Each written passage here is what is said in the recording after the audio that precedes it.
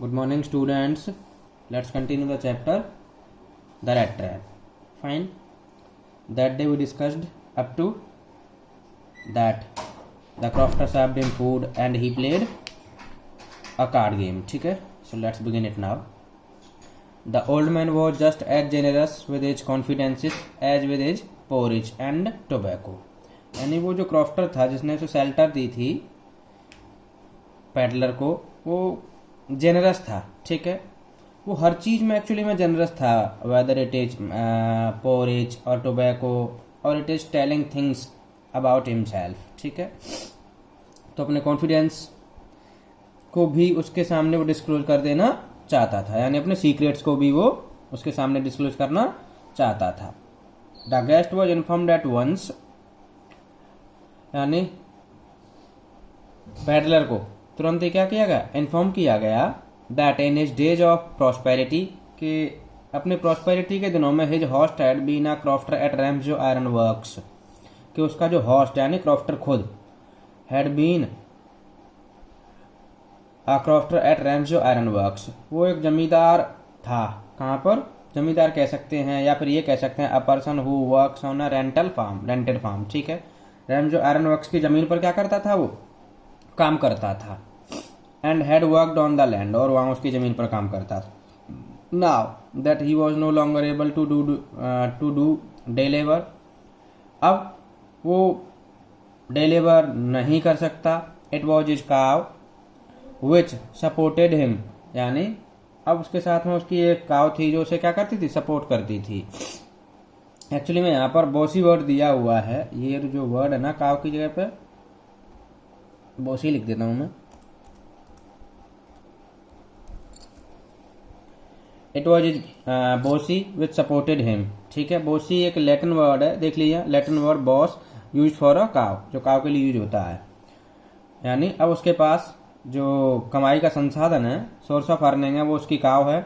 विच supported him, जो support करती थी. Yes, that bossy was extraordinary, वो जो काव थी ना वो कैसी थी, एक्स्ट्राऑर्डिनरी थी. ठीक है, she could give milk for the creamery every day, यानी वो इतना दूध देती थी कि वो खुद भी पी लेता था, अकेला ही तो था. एंड जो बचता था उसे वो कहाँ पर ले जाता था, क्रीमरी पर ले जाता. क्रीमरी का मतलब होता है डेयरी, क्या कहते हैं सिंपल लैंग्वेज में, डेयरी. ठीक है, and last month he had received all of 30 kroner in payment, और पिछले महीने उसने as a payment 30 kroner receive की थे. Kroner is the currency of Sweden, kroner क्या है, स्वीडन की करेंसी है. ठीक है, ये लिखा हुआ है, लिख दिया है आपके लिए. The stranger must have seemed incredulous, यानी जैसे उसने ये बात बताई कि मैंने लास्ट मंथ से वो 30 kroners कमाए थे, तो स्ट्रेंजर को थोड़ा सा इनक्रेडुलस लग रहा था. Unbelieving means he was not believing. For the old man got up, तभी क्या हुआ, so the old man got up, खड़ा हुआ, and went to the window पर गया. Took down a leather pouch, उसने लेदर पाउच को लिया. Which hung on a nail in the very window frame, जो उसके पास वाली विंडो फ्रेम की एक कील पर लटका हुआ था. And picked out 3 wrinkled 10 kroner bills, और उसमें से उसने 3 मुड़े हुए फोल्ड किए हुए 10 kroner के नोट निकाले. 3 के होंगे तो 10 3 जा 30 kroner हो गए. ठीक है, बिल्स का मतलब नोट है यहाँ पर. These he held up before the eyes of his guest, के देख, अगर आपको विश्वास नहीं हो रहा है ना तो देखिए, नोडिंग नोइंगली. ठीक है, and then stuffed them back into the pouch, और फिर से उनको वापस से उसी पाउच में, उसी वॉलेट में रख दिया. ठीक है, the next day both man got up in good season, अगले दिन दोनों व्यक्ति जो अच्छे मूड में उठे, गुड सीजन यानी in good mood. The crofter was in a hurry to milk his cow, वो क्रॉफ्टर तो जो है जल्दीबाजी में था अपनी गाय का दूध निकालने के लिए. ठीक है, and the other man probably thought, और पैडलर ने शायद ये सोचा होगा कि he should not stay in bed when the head of the house had gotten up, कि जब घर का मालिक ही उठ चुका है तो मुझे भी अब घर में नहीं सोना चाहिए, क्योंकि उसके परिवार में वो अकेला ही व्यक्ति था. They left the cottage at the same time, दोनों ने एक ही टाइम पर कॉटेज को छोड़ दिया. The crofter locked the door, crofter ने दरवाजा बंद कर दिया. And put the key in his pocket, और की को अपनी पॉकेट में रख लिया. ठीक है, the man with the red traps said goodbye and thank you, जो पैडलर था उसने उसको गुड बाय कहा और थैंक यू बोला। And thereupon each went his own way, और दोनों अपने अपने रास्ते पर चल पड़े। यानी क्रॉफ्टर कहाँ पर गया था? क्रॉफ्टर गया था अपनी गाय का दूध निकालने के लिए, और peddler must have gone to sell his red traps, अपने रेड ट्रैप्स को बेचने के लिए चला गया होगा। ये वोकेबलरी आपके लिए कंफ्यूज नहीं होना है। इन अ गुड सीजन यानी अर्ली इनफ, ठीक है। But half an hour later the red trap peddler stood again before the door, लेकिन जस्ट आधे घंटे के बाद वही रेड ट्रैप पैडलर अगेन खड़ा हुआ था बिफोर द डोर, दरवाजे के सामने। He did not try to get in, उसने जो अंदर जाने की कोशिश नहीं की। However he only went up to the window, बस वो कहाँ तक गया था?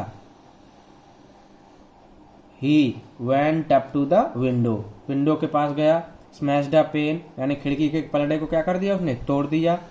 स्टक इन हिज हैंड, अपने हाथ को अंदर डाला। And got hold of the pouch with the 30 क्रॉनर, और उस पाउच तक अपनी होल्ड बना ली जिसमें क्या रखे हुए थे?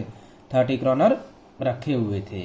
ही टुक द मनी, उसने पैसे को निकाल लिया। And thrust it into his own pocket, अपनी पॉकेट में डाल लिया। Then he hung the leather pouch very carefully back in its place and went away, और फिर से जो है केयरफुली उस पाउच को जो है वहीं हंग कर दिया, लटका दिया, ठीक है। एंड वेंट अवे, और चल पड़ा।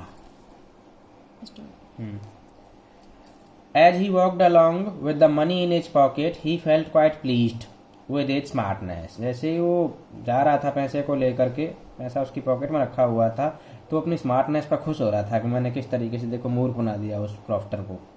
ही realized of course that at first he dare not continue on the public highway, यानी उसने रियलाइज कर लिया था कि स्टार्टिंग में ना मुझे क्या नाम है पब्लिक हाईवे पर नहीं चलना चाहिए, क्योंकि आपको पता है कि जब भी कोई व्यक्ति चोरी करता है तो वो पब्लिक प्लेसेस पर जाने से डरता है, उसे डर रहता है कहीं मैं पकड़ा नहीं जाऊँ। The same thing occurred in his mind hence he decided not to move on the public highway, ठीक है।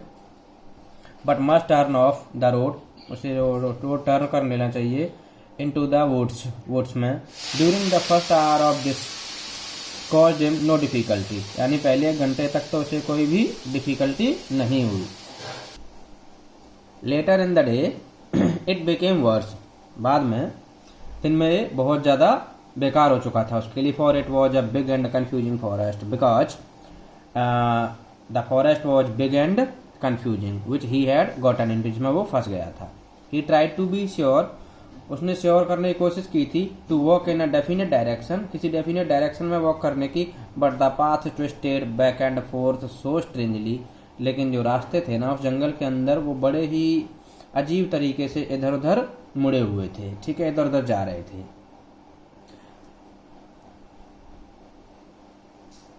ही walked and walked without coming to the end of the wood, वो घूमता रहा, लेकिन वो जंगल से बाहर नहीं आ पाया, जंगल के छोर तक, जंगल के किनारे तक नहीं आ पाया। And finally he realised that he had only been walking around in the same part of the forest, बाद में उसे रियलाइज हुआ था कि वो तो फॉरेस्ट के सेम पार्ट पर चक्कर काट रहा है, क्योंकि फॉरेस्ट कैसा था? कन्फ्यूजन था। आप यहाँ देख लीजिए, मैंने आपके लिए पिक्चर भी डाल रखी है ताकि आपको कंफ्यूज नहीं हो। इस तरह का कुछ जंगल था, उसमें बाहर जाने का रास्ता ही नहीं मिल रहा था, क्योंकि रास्ते चारों तरफ बड़े अजीब तरीके से टर्न हो रखे थे।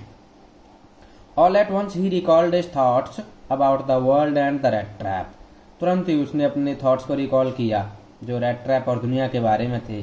Now his own turn had come, अब तो उसकी खुद की बारी आ गई थी, क्योंकि जब दूसरों के बारे में सोचता था कि किस तरीके से लालच के चक्कर में इंसान जो है माया रूपी जाल में फंस जाता है, संसार में संसार उसे फंसा लेता है, अब तो उसकी खुद की बारी आ गई थी, क्योंकि उसने खुद ने क्या किए थे? पैसे चुराए थे। He had let himself be fooled by a bait, उसने खुद को जो मूर्ख बना दिया था by a bait, यानी उस बेट के द्वारा। and had been caught, और अपने आप को फंसने दिया था। The whole forest with its trunk, ये पूरा का पूरा फॉरेस्ट इसकी ट्रंक के साथ, यानी जो पेड़ के तने वगैरह होते हैं, एंड ब्रांचेस, और इसकी ब्रांचेस के साथ, it's thickets and fallen logs closed in upon him like an impenetrable prison from which he could never escape, ने उसको बंद कर लिया। कैसे बंद कर लिया? लाइक एन इम्पेनिट्रेबल प्रिजन, यानी impossible prison from which he could never escape, जिससे वो कभी बच ही नहीं सकता था। ठीक है। इट वॉज लेट इन दिसंबर, यानी ये जो घटना हुई थी जंगल में फंसने की, ये कब की बात थी? यानी स्टोरी सेट हुई है basically in the month of December only. Fine. Darkness was already descending over the forest, यानी जंगल में ऑलरेडी क्या छा चुकी थी? अंधेरी, यानी डार्कनेस छा चुकी थी, अंधेरा हो चुका था। दिस इंक्रीज द डेंजर, इसकी वजह से उसका और खतरा बढ़ रहा था। And increase also is gloom, और उसकी सैडनेस बढ़ती चली जा रही थी। ठीक है। एंड डिस्पेयर, निराशा बढ़ती चली जा रही थी। Finally he saw no way out, उसे कोई भी रास्ता बाहर जाने के लिए नहीं दिखा। And he sank down on the ground, और ग्राउंड में लेट गया। ठीक है। टायर्ड टू डेथ, यानी बहुत ज्यादा कैसा हो रखा था वो? थक चुका था। Thinking that is last moment had come, और ये सोच रहा था कि अब तो उसका अंतिम समय आ गया था। But just as he laid his head on the ground, but जैसे ही ना वो लेटा ना ग्राउंड पे, ही हर्ड अ साउंड, उसने एक साउंड सुना। अ हार्ड रेगुलर थम्पिंग, यानी जोर से कंटिन्यूअस थम्पिंग की आवाज, किसी चीज को ठोकने की आवाज सुनाई दी उसको।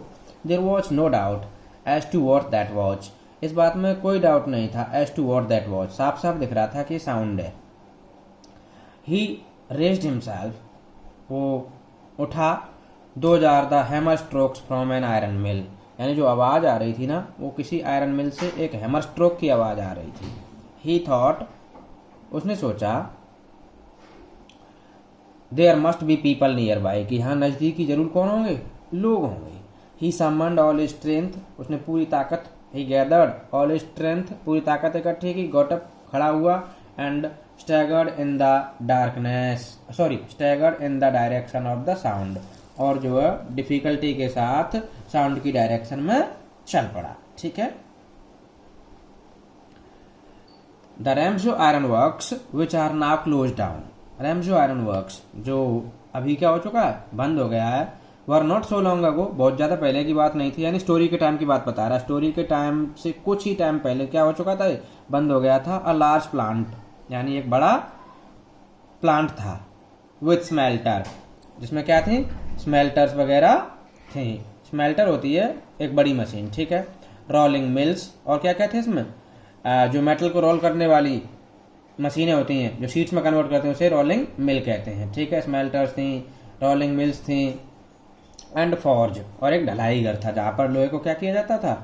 ढाला जाता था, यानी यहाँ पर लोहे को गर्म किया जाता।